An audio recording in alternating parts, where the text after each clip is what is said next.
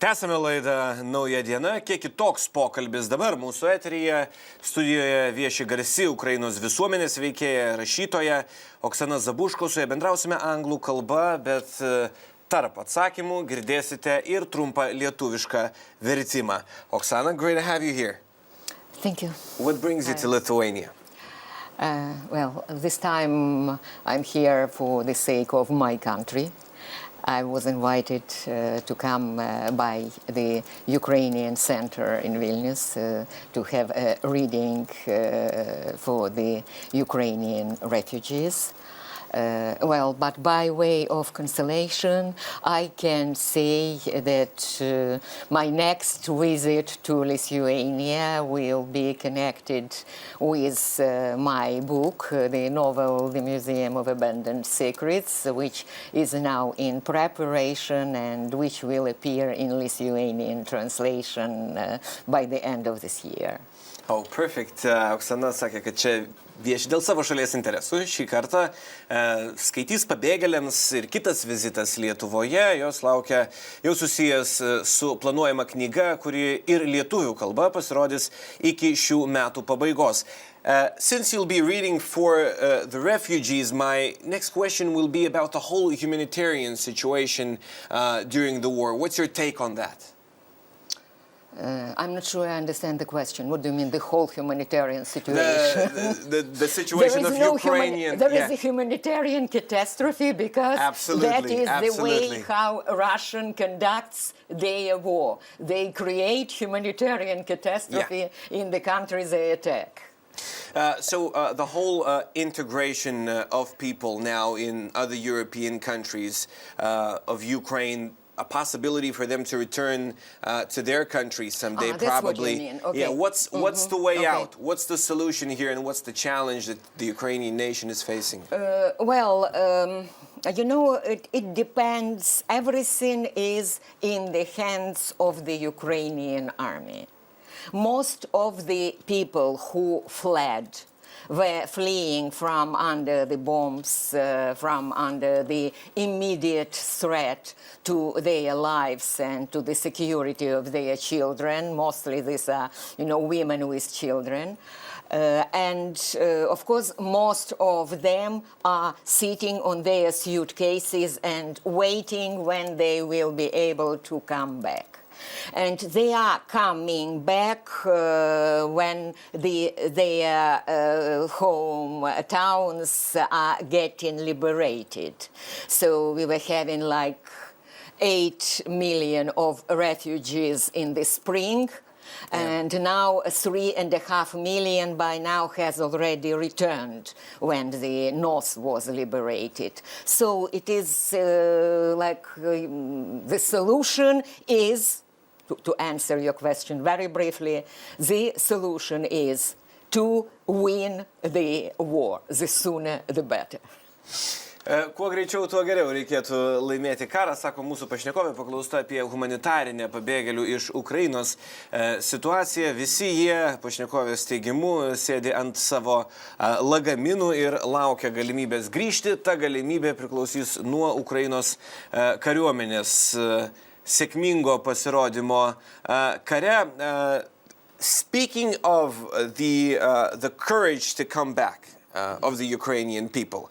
Sometimes, in some cases of wars, people just go to other countries. They become, probably in long-term citizens of those countries. They integrate themselves into other societies. Why the Ukrainian nation has the desire and the courage, even in the middle of the war, to come back? Well, it is just, this sense which you have that, yes, the life of your country depends on every one of its citizens. So it's our country, and it's up to us how it will be rebuilt after we win this war and we'll have Russians pushed out of our territories. Drąsa sugrįžti, tai anot pašnekovės yra tiesiog jausmas, kad būtent nuo Ukrainos tautos ir nuo Ukrainos piliečių priklauso tai, kaip šalis sugebės gyventi po to, kai karas bus laimėtas. Speaking of the once again, like the belief in themselves that the Ukrainian nation is demonstrating throughout the war, and you said many times during our interview that the war will be won. Where does the optimism come from? What do you mean? The optimism, you think optimism is the belief that we will win? I think it's just realism, we will.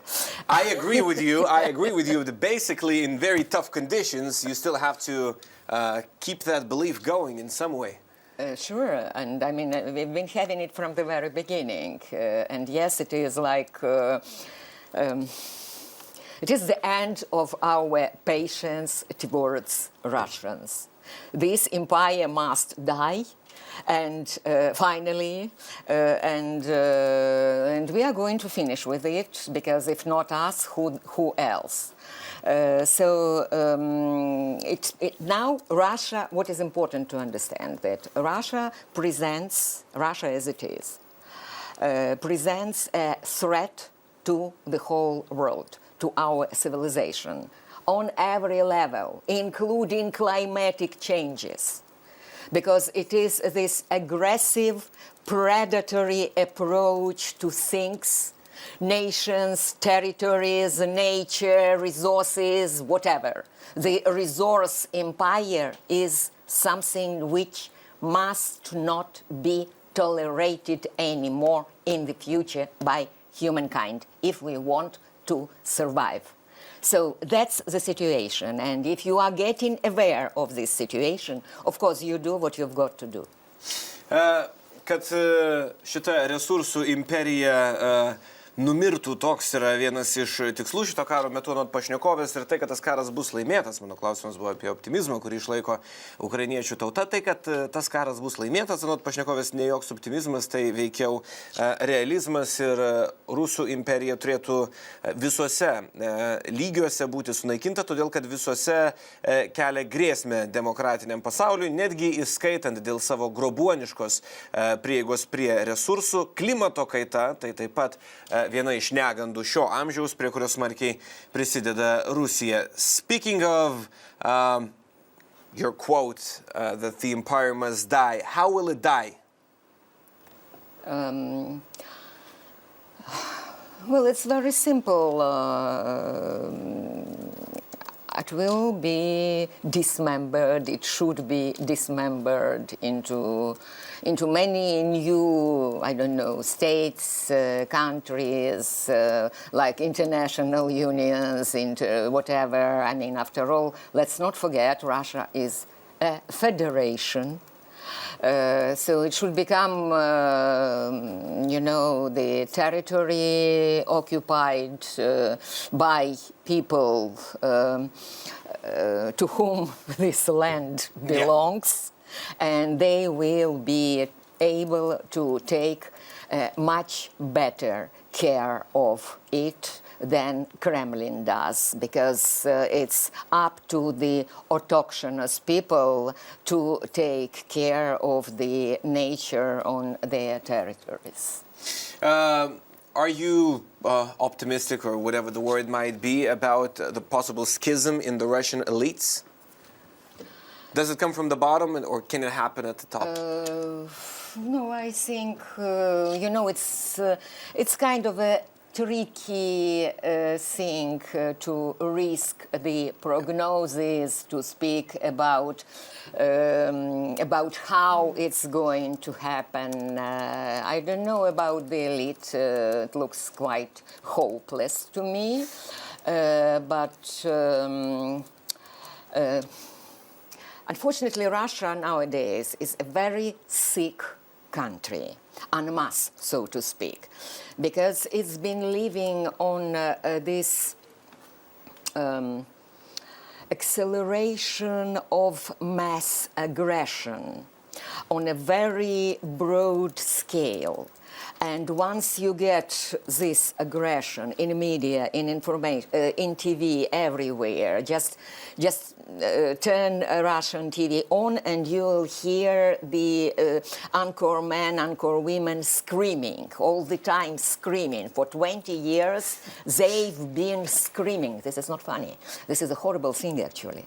Because all this, I mean, first you have TV screaming on the audience, and then in 20 years you have Bucha and Mariupol, because that's aggression, that's the cultivation of aggression.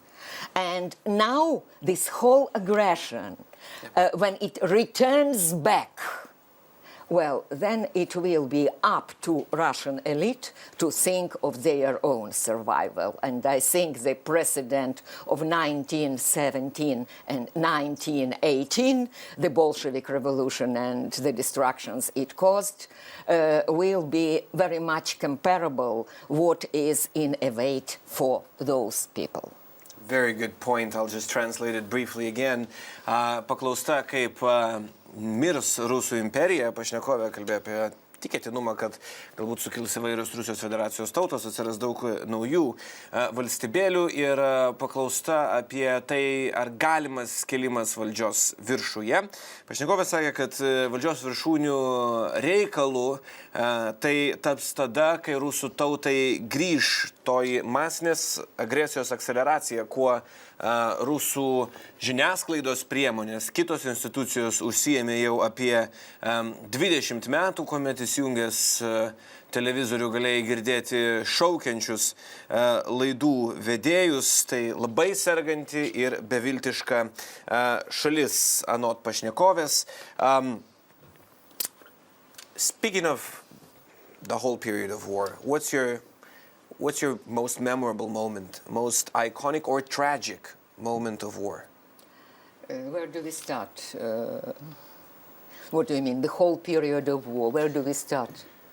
We can start at 2014 probably as well. No, we just have a brighter memory of the... No, actually we should, because that's how we call it.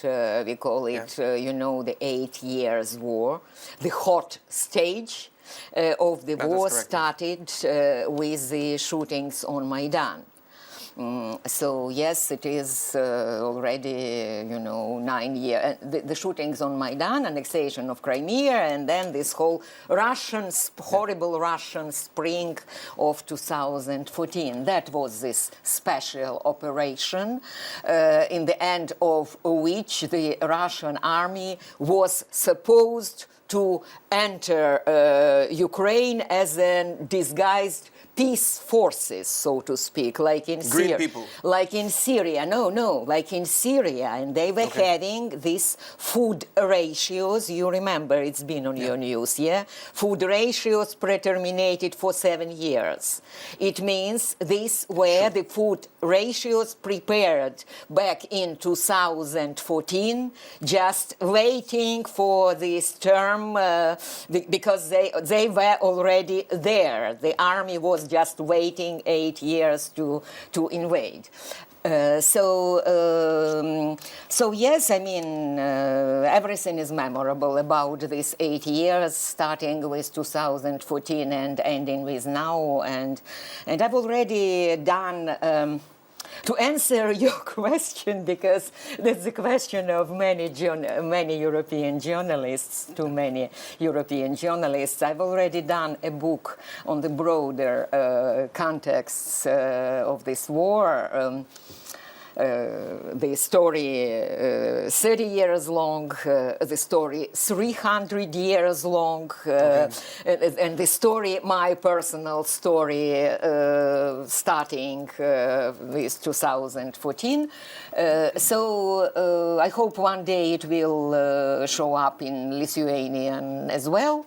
And right now, well, it's in preparation for some 6 or 7 languages to appear this fall.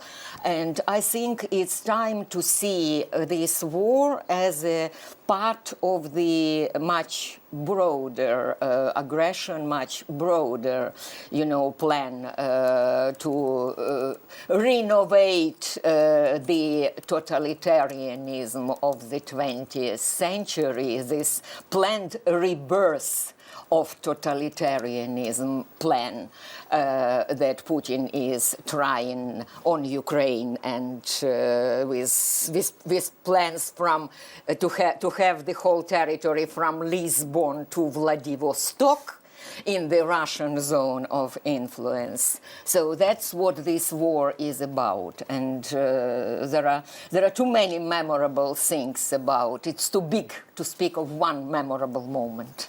Šis karas yra apie Putino ambiciją turėti valstybę nuo Lisabonos iki Vladivostoko, renovuoti 20-ojo amžiaus totalitarizmą, sako mūsų pašnekovė, tai didesnės agresijos planas ir jis prasidėjo, kadangi maisto daviniai rusų kariuomenėje buvo datuoti 2014 metų datomis. Jau tada nuo šaudymų Maidane ir apie šito karo istoriją mes galime kalbėti per ilgalaikę ir net labai ilgalaikę perspektyvą, tiek imant laikotarpį nuo 2014, tiek 30 metų laikotarpį, tiek jos knygose, netgi taip yra konstruota istorija, kai kuriais atvejais 300 metų laikotarpį.